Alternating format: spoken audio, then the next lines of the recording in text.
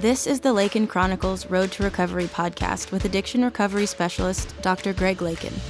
Real people, real stories, real addiction, and real recovery journeys. The road to recovery starts now. How are you doing today, Dr. Lakin? Good, CASHLEY. Hey, I thank you so much for coming in and talking to us. We've got a good story today. CASHLEY has agreed to come tell people his story of battling addiction and how he has overcome it, and those words of advice that can only come from somebody that's been through the transition and been there. And so, CASHLEY, you've got a great story to tell, and I appreciate you so much coming down to tell us your story, because stories are powerful. But yeah, tell us how the addiction first got started. Well, my addiction first got started when I was a young man, about 17 years old, and running the streets and being with the older guys that I know I wasn't supposed to be with, but they had nice things that I didn't have, and I was trying to figure out how to get them. And my father worked every day, and he would support my family. So I got in the streets. Well, the guys that I selected to be my friends really wasn't my friends as far as I got along and got older and learned about them. They taught me about smoking weed, drinking beer, drinking wine. And I didn't like those things because wine and beer and stuff like that made me dizzy, and always made me sleepy. So I didn't like things that made me do like that, just fall asleep all the time. So as I got older, I started getting in trouble with the law. So when you're in you don't have any life experiences when you're a teenager, but the guys that you looked up to are the guys that you followed in the streets of Kansas City. Yes. Those are probably the guys that you thought had it going on. Huh? Yeah, had all the girls and had all the cars. That fascinated me. Yeah. So as time progressed, I ran across this girl named, happened to be a prostitute. And at the time I didn't know it, she would always tell me to come to the back room where she was at, but she was staying with her brother. And I'd always see taking this syringe and cooking this, well, I found out later on it was heroin, and I was wondering about this dope that I kept seeing them shooting it on. And how old were you? So how old are you this now? time, well, now I'm 67 years old, but then I was 21, 22 years old. And fascinated me and bought me clothes and gave me money and made me feel like a man, and everybody was talking about me because I had a prostitute. When you got in the streets, But you felt like a kept man. Yeah, I felt like I was a real up and slick guy. That's why I put it like that. So as time went on, I used to see shooting this dope, and I always was curious about it. So one day she told me, "Baby, you gonna try this with me tonight?" And so I tried, trying to be tough, I tried to be a man in her eyes. She was 33 though. Let me tell you this: she was 33. I was 31. I was 21. So she was It was a 12-year difference in our relationship. But she liked the old cat ass because I had little pretty eyes and whatever the girls liked. They said I was a good-looking man at the time. So I stuck this syringe in my arm, and that just really made me feel a feeling that I never experienced in my life, where that I would be in a calm mode, but alert of everything. So the more that I kept liking it, the more she kept giving it to me. And as time gone on, I realized 2 or 3 days later, when I couldn't get it, I started feeling sick and feeling uncomfortable with myself. So she told me that I probably got a habit now, so I'm going to have to get out here and get it for you, Cash, a little bit harder, because I don't want you to, be sick. So as time went on, and life kept progressing with me. I got a car, got a Cadillac, and we started staying in motels and living the life. I started messing with this heroin.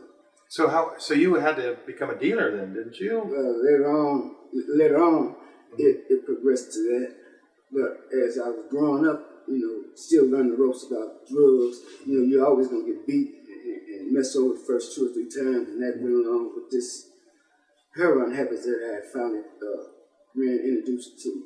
So as times went on, I ended up going to jail and was sick in jail, and they were going to try to help me. You know, they looked at me as a nobody, a junkie.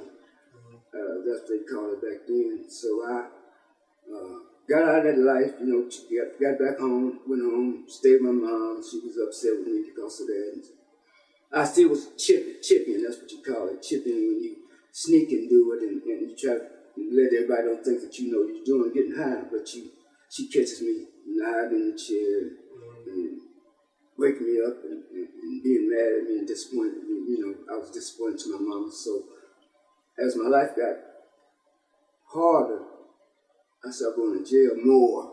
You know, so I got tired of living this kind of life, and I realized using drugs, if you ain't tired of doing it, you'll just keep doing it. But you got to be tired of living that kind of life. And I could go on and tell people about that, but you know, some people listen and let go in one ear about the other, but I got tired of going to jail and disappointing my family, and my father died and my mother died as I got older, you know, and I'm still messing with drugs and going to jail. I just decided in my life as I got older, in my 40s then, I'm going to try to stop, or I'm going to try to sell these drugs.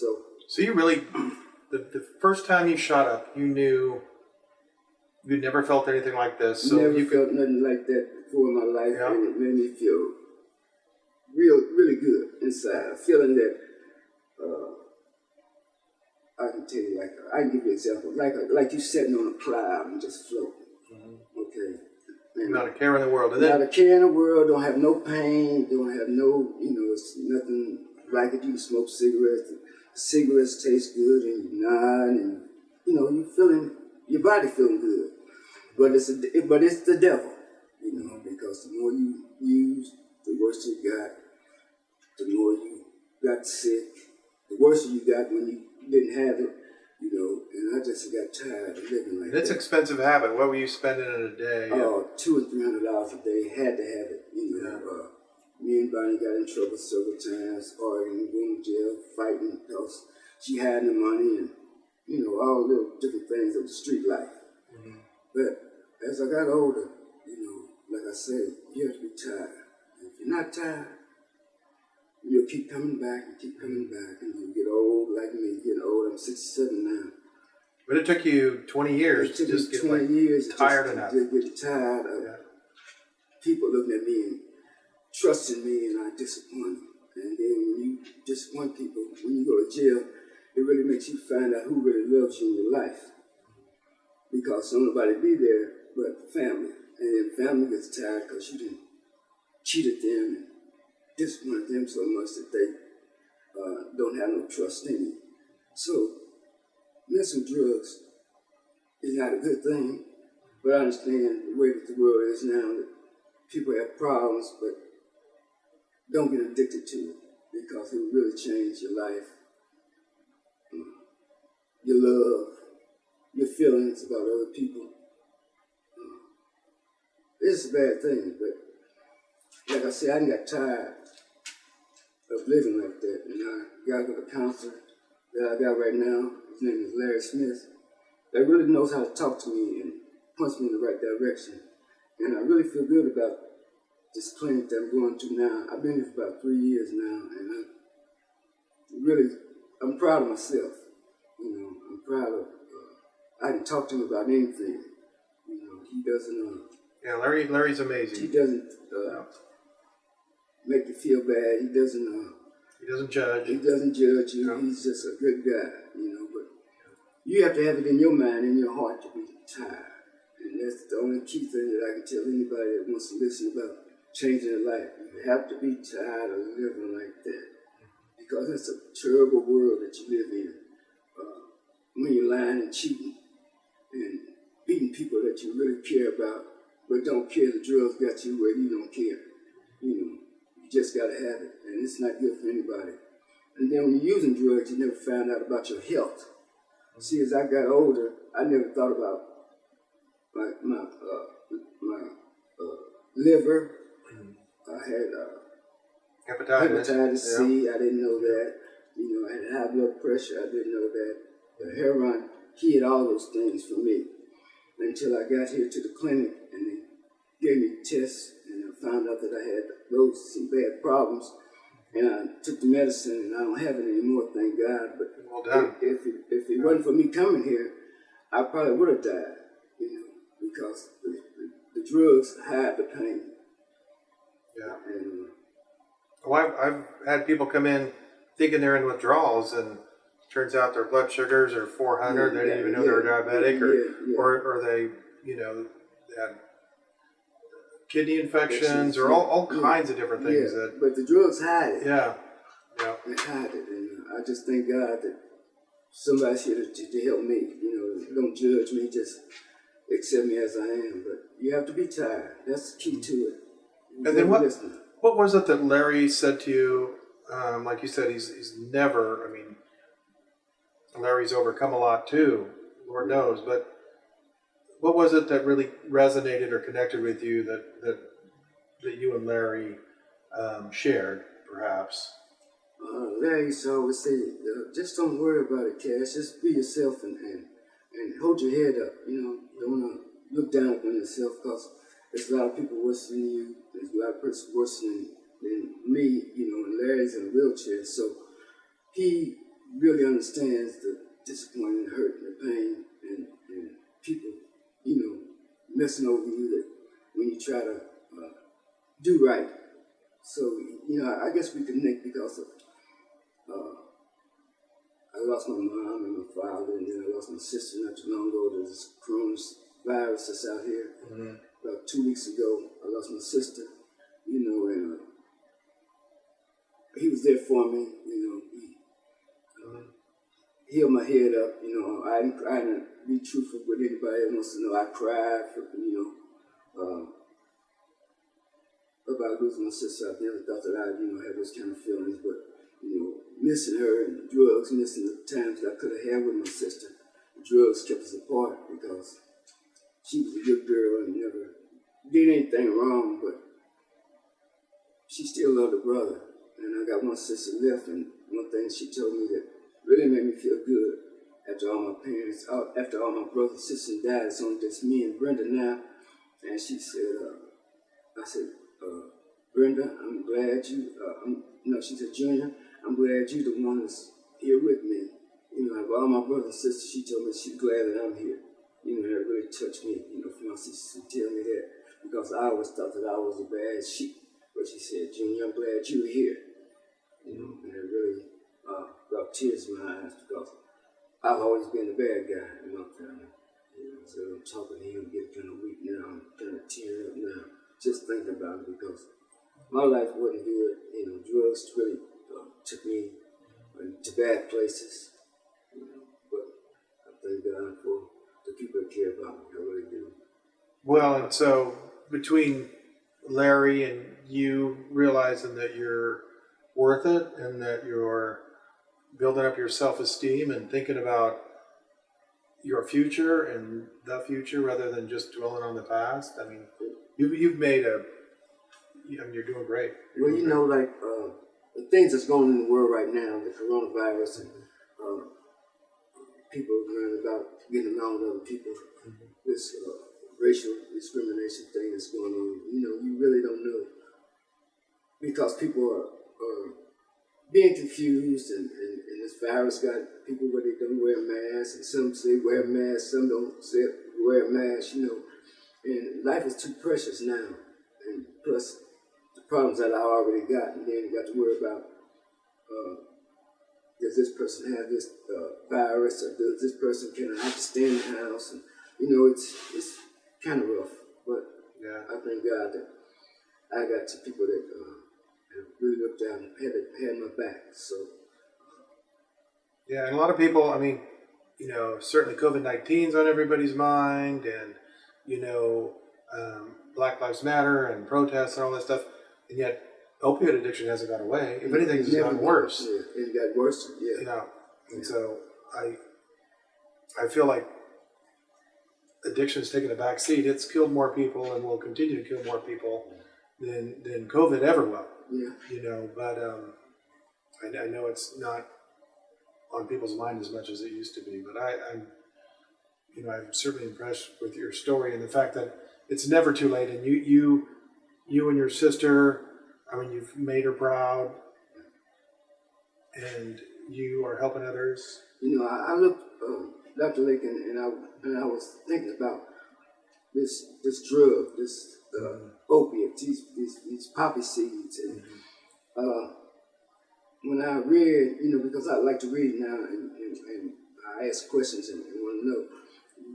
This plant was on this earth before the coming of Christ, so it was here for the purpose of healing people. You know, when the wars was going on, they used this morphine to stop the pain. But people took it and did other things with it and made it a different drug out of it. You know, it was just to help the soldiers when the war was going on. You know, they fighting over in Afghanistan behind this, and that's the biggest thing is the opiate going on. People get rich. You know, it's really bad. You know, and you got to understand. Like I say, I'm tired, so. You know, I look at things and read about why this is like this and why people, you know, you got to understand how this all come about. You know, that's where I am, you know, because it really had destroyed my life one time, but I just got tired. Right. So I understand, and then this coronavirus, like I said, is out here, and people are finally trying to live together, you know, get along, you know, so. I'm just happy to be here because I really didn't think I'd be here this long. Yeah. Well, what's life like on the other side? I mean, I know you're helping people, and I appreciate so much you telling your story. I mean, there's no other reason other than to be able to give people hope, you know, and let them know that you can still do it, that it doesn't matter whether it's 20 years into this or longer. Yeah. You can get through this. Yeah. But my key is just being tired. You're not tired. You keep lying to yourself and cheating yourself and disappointing people, and you'll be back in jail and, you know, looking through the bars and wondering why. Am I going to get a letter? Can I get some commissary? You know, all that stuff, you know. You can burn bridges and ain't nobody going to trust you no more. So if you're not tired, I feel sorry for you. You need some help. So your perception actually changed from associating, you know, heroin as an escape or euphoria. You finally realized that, like you said, it's the devil. It's the devil. And that it is truly, you've associated with heroin with a lot of the misery, a lot of the self-destructive behavior, a lot of the lifestyle. Disappointments. Yeah. It really took me for a whirlwind. Every day, like they say, one day at a time, you know, because I understand all the pressures in the world today, and I know people can't get weak, but don't get weak for that. No, I worry about anxiety. Yeah. Anxiety is fear that you can't control, and anxiety's certainly gone up from socially. It's gone up, and so many people are turning back to the old way, relapsing or trying to escape through some other means. And so it's certainly important. Your message is more important now than ever. Mm-hmm. And this is just for my own curiosity, whatever happened. Yeah, changed your life, became director of in Kansas, Missouri, and became the director, got an ambassador degree, and she's doing well. That's amazing. Yeah. That's amazing. Yes. Yeah. Well, good. I thought you were going to tell me that she overdosed and died. No, she didn't die. She's still alive and kicking. Yep. And she's a director in Kansas, Missouri. I'm proud of her. That is amazing. She changed her life. Well, good. Well, maybe we'll get her in the seat one day. Yeah. So. Yeah, I'd like to see that myself. I really enjoyed seeing her because she has strong will. Yeah. Nope. Well, good. Well, thank you, CASHLEY. I appreciate you sharing your story with us. And I know that other people will watch this and if not be motivated, at least be inspired to go make a change or to realize that, you know, now's the time. Yeah, these places do help. They really do. They really help you. You know, if you want help. If you don't want no help, then I can understand it. But if you come and surrender your life, you know, and one more thing, God is the way. You got to love the Lord. You got to have Him in your life. If you don't have Him in your life, you know, it's a lot of things you need to do, but keep God in your life. Keep Him in your prayers. You know, He will help. He'll hear what's in your heart. Well, perfect. Well, I think that's true too. And then you and I were talking about how sometimes males, they wait longer than they should before they see treatment. They let pride bring shame. Yeah. Yeah, they be so proud that they don't think that they can cry or humble down. It's not a bad thing to do that. It's not a bad thing. I know people look up to you when you humble yourself down. Yeah, it's okay to ask for help. Yes, it's okay not to. It's always be macho. Yeah. And it does seem like women, it's easier for them to come in and ask for help. I'm sure there's exceptions to this, but women will come in and ask for help sooner. Guys wait until it gets really bad, or they lose everything, or I worry that maybe they don't get help, and they, there's with all the fentanyl out there now and the pressed pills that, look like oxycodone. I mean, take a chance with your life. There's a reason why there's more overdose deaths in males than females. Yeah. Yes. Absolutely. Well, again, CASHLEY, thank you so much. I appreciate it. I appreciate telling my story. All right. Thanks. All right. Dr. Lakin is a board-certified family medicine doctor with an emphasis in addiction medicine and over 25 years of experience. For addiction recovery services in the Wichita area, please visit www.centerforchangeks.com or visit samhsa.gov for a national directory of resources and recovery centers in your area. You can also find these links in the podcast description. Thank you for listening to the Lakin Chronicles Road to Recovery podcast. And remember, you've got this.